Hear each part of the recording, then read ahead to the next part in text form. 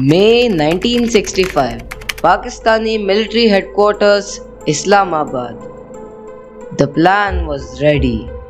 Foreign Minister Zulfikar Ali Bhutto was having long discussions with the President Ayub Khan, who was hesitating to set the plan in action.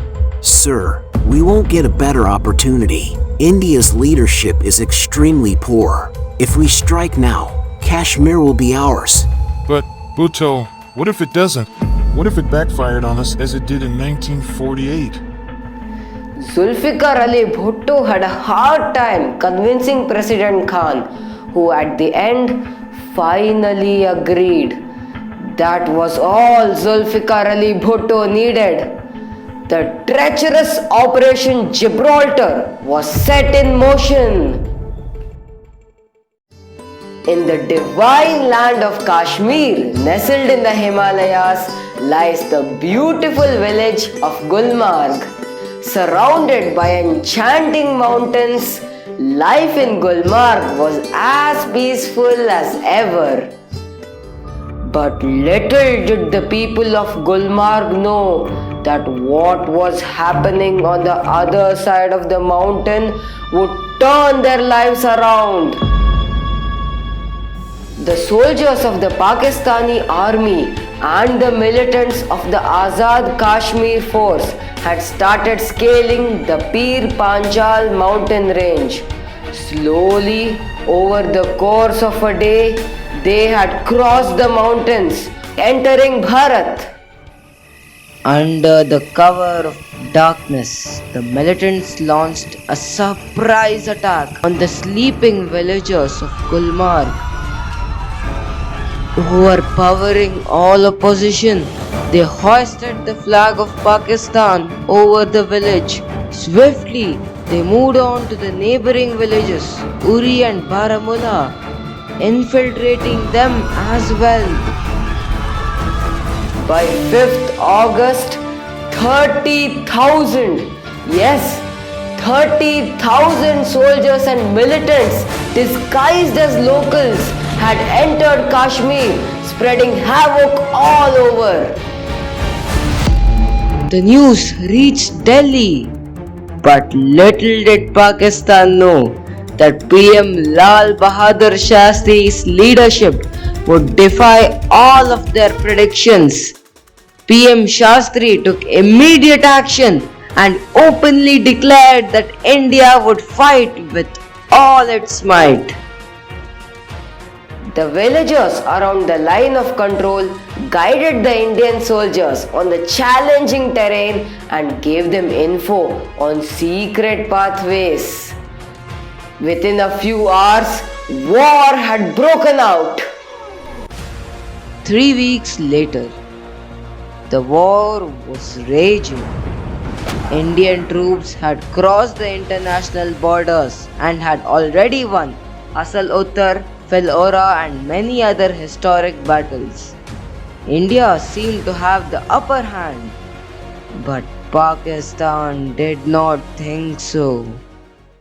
Dograi was a strategically important village as it lay just 49 kilometers from Lahore. The Indian army attacked and captured it, but Pakistan had other plans. Attack my men. Make sure that the filthy Indians don't escape. The Pakistanis are approaching. Where are our reinforcements? They had to arrive an hour ago. Still, not even a sign.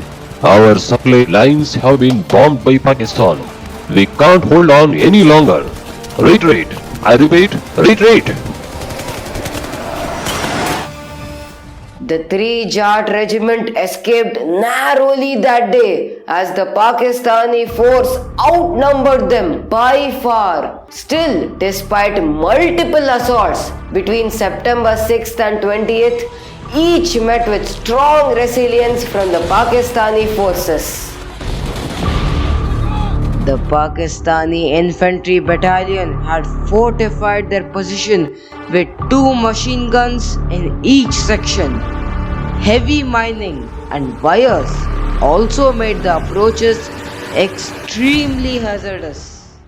The 3 Jat Regiment under the command of Lieutenant Colonel Desmond Head were ready to make one last attempt to capture Dograi. Intelligence reported that the Pakistanis had a force of over 900 men while the Jats were just about 500.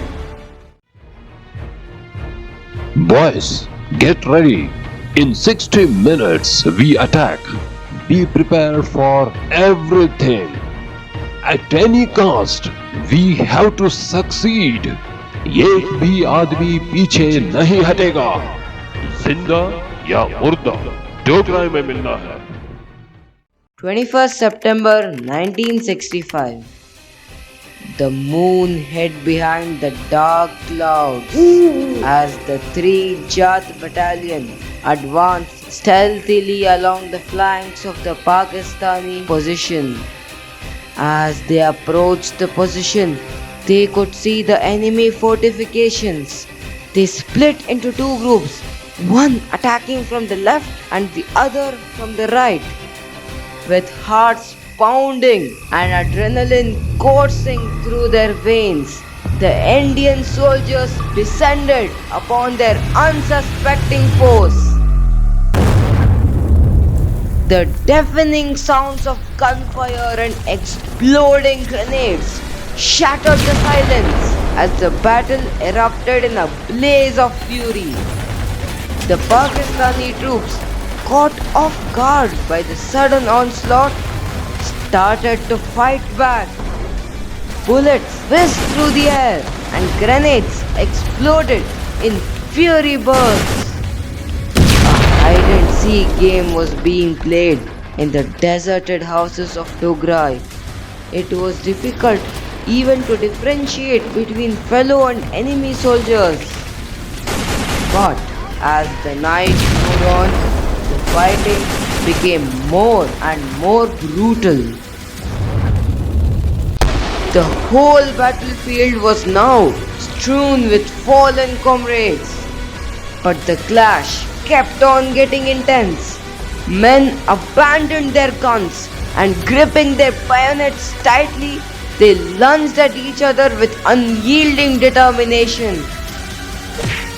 Men fought tooth and nail, their bare hands now their only weapons.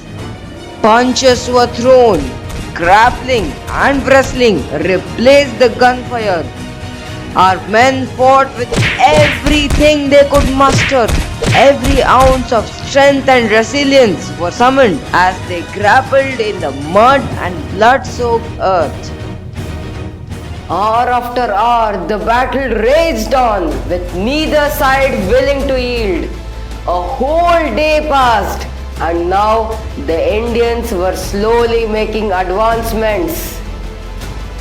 Finally, after 27 hours of non-stop combat and bloodshed, the Pakistani troops abandoned their positions, fleeing to save their lives. Even after the loss of 89 valiant Indian lions, the Indian soldiers stood victorious. As the majestic sun slowly rose, cries of Jai Hind echoed all across as the Indian soldiers hoisted the Tiranga over Dograi. Our soldiers had achieved an impossible victory against an army double their size. A victory that would forever be etched in the history of Bharat. Bharat Mata ki Jai.